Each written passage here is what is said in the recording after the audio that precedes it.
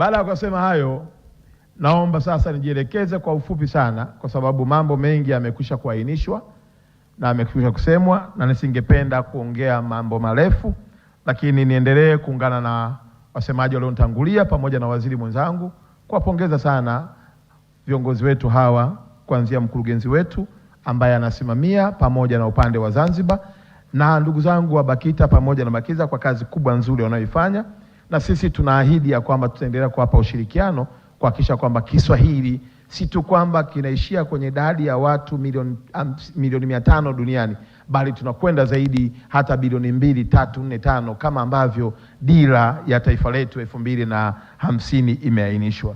Mheshimiwa mgeni rasmi, waliokuwa mbele yako ni washiriki 527 kwa wale ambao wamepata mwaliko rasmi kutoka kwa taasisi zao ndani na nje ya Tanzania. Idadi hii imeongezeka ukilinganisha na washiriki wa mwaka 2024 ambao walikuwa zaidi ya washiriki 354. Radio na televisheni za nje ni 22 ambao katika kongamano la 4 zilikuwa 11. Unaweza kaona ukiangalia 2024 walikuwa 11, sasa hivi radio ziko 22, maana kuna ongezeko la asilimia karibia 100. Lakini sambamba na hilo, Mheshimiwa mgeni rasmi, radio za ndani pia nazo zimeongezeka. Kwa sasa ziko 76 ambao wako mbele yako hapa, ukilinganisha mwaka 2024 walikuwa 58. Lakini pia Mheshimiwa mgeni rasmi, kuna maofisa habari na taasisi mbalimbali 43, wahadhiri wa vyuo vikuu 13, wawakilishi wa vyama vya Kiswahili 8, maofisa uhusiano kutoka taasisi na makampuni binafsi 59, wanafunzi wa vyuo vikuu 58, wanafunzi wanaosomea uandishi wa habari 35, wanahabari wa Arusha, Moshi, Babati 102, wataalamu wa Kiswahili 45, na wamiliki wa blog nao tumewalika pia wako 4, washiriki wengine zaidi ya 120. Wahariri hawa watakuwa hapa kwa siku 3, washiriki hao watakuwa hapa kwa siku 3 na watapata mafunzo kutoka kwa waandishi nguli, mfano mzee wetu Tido Muhando. Mheshimiwa mgeni rasmi, kumekuwa na ongezeko la vyombo vya habari vinavyotangaza lugha ya Kiswahili hapa nchini na duniani kwa ujumla, ambapo nje ya nchi kuna vyombo 44 ukilinganisha na vyombo 38 vilivyokuwepo mwaka 2024, na ndani ya nchi kuna vyombo zaidi ya 200 ukilinganisha na mwaka 2015 vilikuwa vyombo 105, ambao sawa na ongezeko la asilimia 92.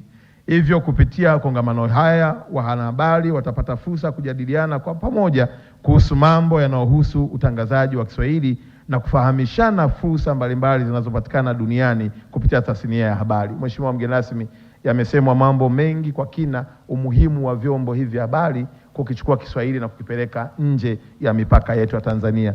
Na sisi kwa kweli wizarani kwetu tumeanza mkakati, na Mwenyezi Mungu akitujalia ndani ya miaka 2 tunatamani ukienda nchini South Africa ukakutane na TBC inayotangaza kutoka Tanzania lakini branch yake ikiwa South Africa.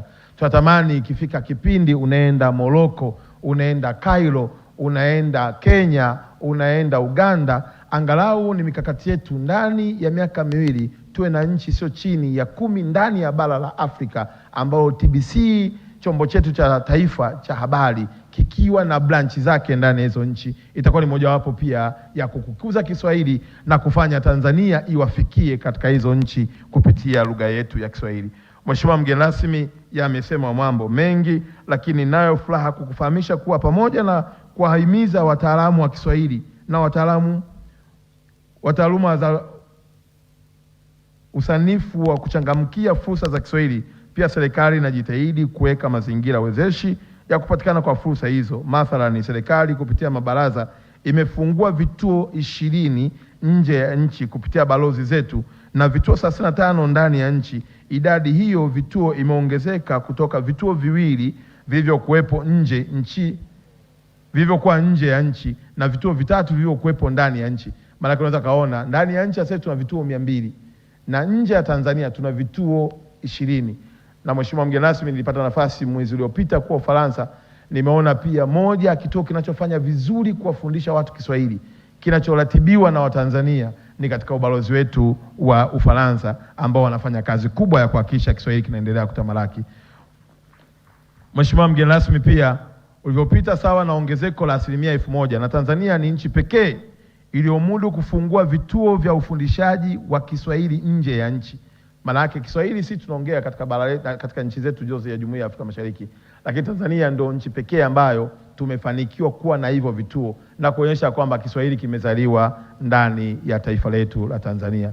Mheshimiwa mgeni rasmi, yako mambo mengi, nisingependa kutumia fursa hii kukuchosha, lakini tuniseme sisi wadau wa lugha ya Kiswahili tunazipongeza kwa dhati jitihada za kutekeleza kueneza Kiswahili, na serikali ya awamu ya 6 chini ya Daktari Samia Suluhu Hassan amefanya kazi kubwa akishirikiana na Dr. Hussein Ali Mwinyi, Rais wa Serikali ya Mapinduzi ya Zanzibar. Jitihada hizi, Mheshimiwa mgeni rasmi, zimefanya shirika la Umoja wa Mataifa la elimu, sayansi na utamaduni UNESCO kuidhinishiwa kwa Kiswahili kuwa mmojawapo ya lugha rasmi za mikutano ya shirika hilo. Azimio hilo lilipitishwa tarehe 11 Novemba 2025. Naomba hapa makofi mengi sana kwa Daktari Samia Suluhu Hassan na rais wetu wa Zanzibar Dr. Ali Hussein Mwinyi kwa kazi kubwa walioifanya kukuza Kiswahili mpaka shirika ya UNESCO likaamua mwaka 2025, mwaka jana Novemba tarehe 11, kutangazia dunia ya kwamba sasa Kiswahili ni lugha rasmi inayotambulika katika shirika letu la UNESCO. Mheshimiwa mgeni rasmi, unafahamu pia kwamba SADC ni miongoni mwa nchi wanachama zilizoadapti Kiswahili kuwa lugha rasmi inayotambulika, lakini umoja wetu wa Afrika pia wameitambua lugha ya Kiswahili na kupelekea sasa kwa mujibu wa sensa kuwa na idadi ya wanaoongea Kiswahili zaidi ya watu milioni 500 duniani. Mheshimiwa mgeni rasmi, kwa kipekee kabisa niendelee kukushukuru wewe kukubali kuja kushirikiana nasi. Na sisi tumeamua kwenye wizara yetu tunataka tubadilishe kila idara ifanye kazi kama kampuni, lakini itambulike kama wizara. Maana kwangu, kwa mfano mimi na wizara ya habari, idara ya habari, kuna sanaa, kuna michezo na kuna utamaduni. Tunataka habari ichukue nafasi kama wizara, lakini iendeshwe kama kampuni. Mheshimiwa mgeni rasmi, unafahamu ukiendesha kama kampuni hakutakuwa na hasara, kwa sababu hakuna kampuni inayotaka kutengeneza hasara. Kwa hiyo kiongozi atakayekuwa mkuu wa hii idara kama nati zake zimeregea, utausikia mlio mpaka Zanzibar. Tutapiga spana kikweli kweli, kwa sababu tunataka hasa Kiswahili tubadilishe kuwa bidhaa. Watu wanajua ya kwamba Uingereza walitumia Kiingereza na kuifanya kuwa lugha ya kibiashara duniani, na wameingiza fedha nyingi sana kupitia Kiingereza, na mwisho wa siku wakapata nafasi ya kutawala dunia kupitia Kiingereza. Tunataka na sisi tupeleke upendo duniani kupitia lugha yetu ya Kiswahili. Kwa Mheshimiwa mgeni rasmi, tutahakikisha kila idara inasimama na kukompiti, na utakuja kushangaa ya kwamba hakutakuwa na mtu atakayelala. Niko nawaza tu hapa, kwa nini sisi tusiende tukaendesha kongamano letu pale nchini Uganda na kumfanya Rais Mzee Museveni kuwa mgeni rasmi, lakini sisi tunaingia kama wazazi wa lugha ya Kiswahili. Kwa nini tusiende Kenya? Kwa nini tusiende Rwanda? Kwa nini tusiende Namibia? Kwa nini tusiende yani itafika mahala, Mheshimiwa mgeni rasmi, uniombee tu ruhusa kwa Mheshimiwa Rais wa Jamhuri ya Muungano wa Tanzania pamoja na Mheshimiwa Daktari Hussein Ali Mwinyi ya kwamba hao watasafiri sana, kwa sababu Kiswahili, ndugu zangu, hakitakuwa na maana kama kitabaki ndani ya mipaka ya Tanzania tu.